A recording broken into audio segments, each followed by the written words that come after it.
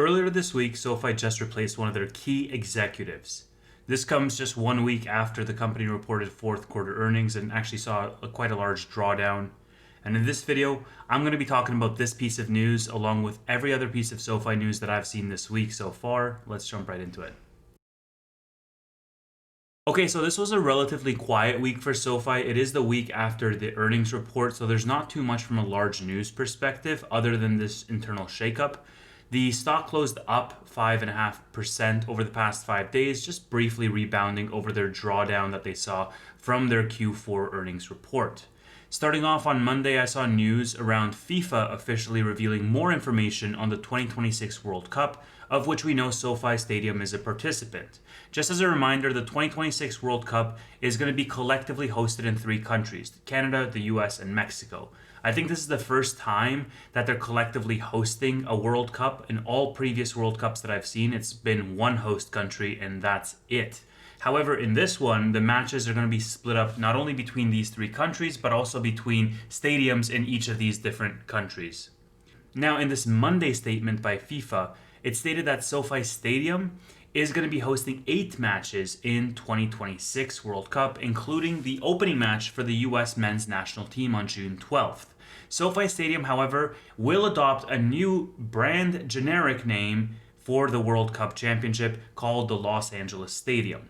The reason why is because FIFA doesn't want any associations with these brands. All branded stadiums are essentially turning into generic names, and this is essentially a stipulation from FIFA themselves. The statement also highlighted that the stadium will start to undergo modifications this month in February 2024 in preparation for this championship in 2 years. And SoFi Stadium's participation in the World Cup makes it the only venue to, in consecutive years, host the Super Bowl, the Olympics, and the World Cup. So obviously a very big achievement. Unfortunately, however, the negative aspect of this news is the venue name change and the branded aspects that come as a result of this. Number one. Number two, I also was hoping that SoFi Stadium would be the stadium to host the final match of the championship. However, that privilege goes to the MetLife Stadium, which I believe is in Texas. But circling back to the name change for just a second, what I'm not sure of right now is I'm not sure the degree to which this will affect the stadium. Like, there's permanent fixtures in the stadium that have SoFi's branding all over it. Are they going to go and immediately remove every instance of SoFi's brand? Or is this more on promotional materials, on marketing materials, and more focused on just temporary branded fixtures? I suspect that's what the modifications are going to be discussing is, okay, to what extent can we white label the stadium? And to what extent are certain fixtures just too large for them to white label? For example, the name across the entire stadium. I think we're going to get details to that question over the next several months. Very shortly. And when paired with the fact that SoFi Stadium was not going to be hosting the final match, I think all around this is a pretty disappointing update with FIFA with regards to the championship, as we know, being a huge global event. You know, we were hoping this could be an opportunity to amplify some of that brand awareness for SoFi, some exposure for the SoFi brand, which doesn't seem to be the case per this latest update. But as we move away from that, let's talk a little bit more about some more recent events rather than something that's happening in 2 years. The news this week was around the headcount change, but also there's been news around institutions that have been adding to their positions. So let's start with that. I think institutions generally adding to a company after earnings, a week or 2 weeks or a month after earnings, just accumulating shares is what can be expected because it gives them a time to digest that report before adding more. And with regards to Twitter, Kyle has really been on top of it this week on the institutional additions, making several posts about different institutions that are adding to their positions, which we'll take a look at in just a second. However, one thing I did want to highlight off the bat is that a lot of these institutions are custodians for their customers. And so it doesn't necessarily mean that the institution itself is bullish and taking a long position on SoFi. We also may not have full visibility on any options plays that are underlying these ads, right? So I've mentioned that in previous videos. I'll mention it again right now. It's not a perfect science to say, wow, you know, Wells Fargo or whoever is adding SoFi, therefore they are bullish. There's a lot of different reasons that could happen. So some of the posts that Kyle made, I'll just run through them. Credit Suisse has increased its overall position by 6% in an updated filing with total shares of 2.8 million. Dimension Fund Advisors totaling 3.8 million shares.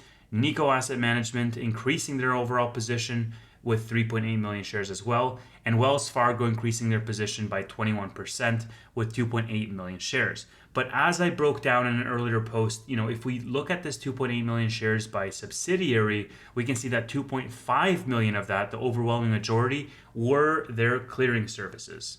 And just as an overarching point, you can take a look at all of the institutional buying and selling over at Fintel, just scrolling through the different filings and organize that by date for SoFi.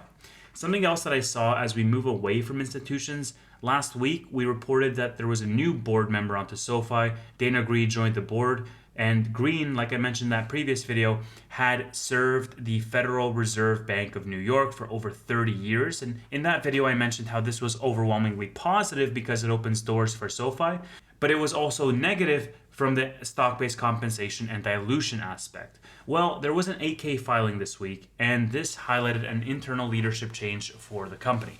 I'll read out the statement for you.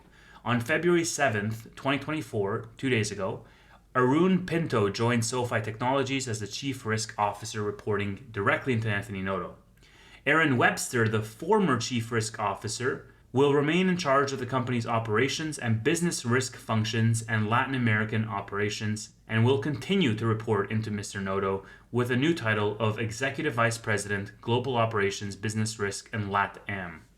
So basically, Aaron Webster was the Chief Risk Officer. He's moving into this operations role with a specific focus in Latin America, which is really interesting to me to talk about international expansion. This was something that Anthony Noto mentioned in the 2026 roadmap, saying, hey, the 20 to 25% revenue increase that we expect does not include geographical expansion. So this is interesting to me. It's also interesting the guy taking his place, Arun Pinto. Both of these gentlemen are still reporting directly into the CEO, so it's not like anybody was demoted or there was anything there. And so naturally, the first thing I did was I went through the LinkedIn profile of Mr. Arun Pinto, the new Chief Risk Officer. And as we can expect, this has not been updated yet. The 8K just broke 2 days ago. This person went to Berkeley for a Bachelor of Applied Science in Chemical Engineering. Their previous experience is interesting as well. They spent over 10 years at Bank of America in the risk department as a senior vice president before joining JP Morgan for another 9 years, where they ended off as a chief risk officer for the auto department. And then they went off to Wells Fargo for 2.5 years, where they served as a chief risk officer for the consumer and small business banking department. And while I don't love the fact that we have someone from Wells Fargo now joining the executive team at SoFi, if anything, I think somebody to manage risk for Wells Fargo specifically, that's the best case scenario for me. If there's any bank that needs to manage their risk effectively, it's Wells Fargo. So if this person's been keeping them out of trouble, then generally speaking, they're probably good at their job. But jokes aside, a few things off the bat. Obviously, this person has worked with large financial institutions in the past. They have firsthand experience at the dysfunction of the internal workings of organizations such as these, particularly Wells Fargo. Obviously, their tenure suggests that they are qualified. I also love the fact that they stayed at this organization for a long period of time. Staying at an organization for a decade plus twice is really not something that you see every day.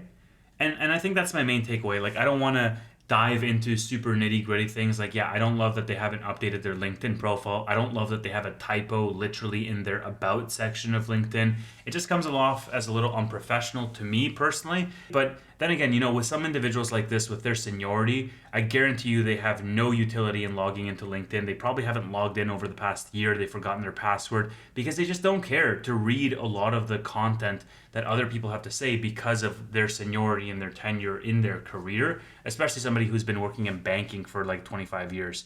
They have extensive experience in the industry, and that's very evident through their public profile. And I think the last thing I'll say on this is that he has seen, and perhaps has had even a hand in building himself, many of the internal playbooks of these large legacy financial institutions who are further along in their growth journey than SoFi is, right? With regards to member additions, with regards to products or their roadmap in general. So, I think as SoFi thinks about further expansion, whether geographically or whether from a product perspective to their business or even member additions, this individual would have foresight coming from a large company who has done it before and can essentially implement within SoFi a successful scaling effort that can last throughout the year. So it remains to be seen what this person can do. I think a chief risk officer is probably the least sexy C-suite title that you can have. And there's probably been a great vetting effort in terms of this individual and in terms of their experience. And so I'm not reading too much in terms of the internal shakeup or Aaron Webster moving out of that role. And the reason why is because they're both reporting directly into Anthony Noto still. It's not like it was a demotion or something to that effect. But like I said, not a huge week for SoFi from a news perspective. That's pretty much all I've seen. As you see more institutions adding to SoFi, keep that in mind that a lot of them are custodians and a lot of them are just slowly accumulating more and more as a result, and we don't really know the full story behind a lot of these additions. That's all I'll say for now. Tune in later tonight for the SoFi Weekly. Starts at 10 p.m. Eastern on this channel. For right now, this is the Fundamentals of Investing podcast. Thank you so much for listening.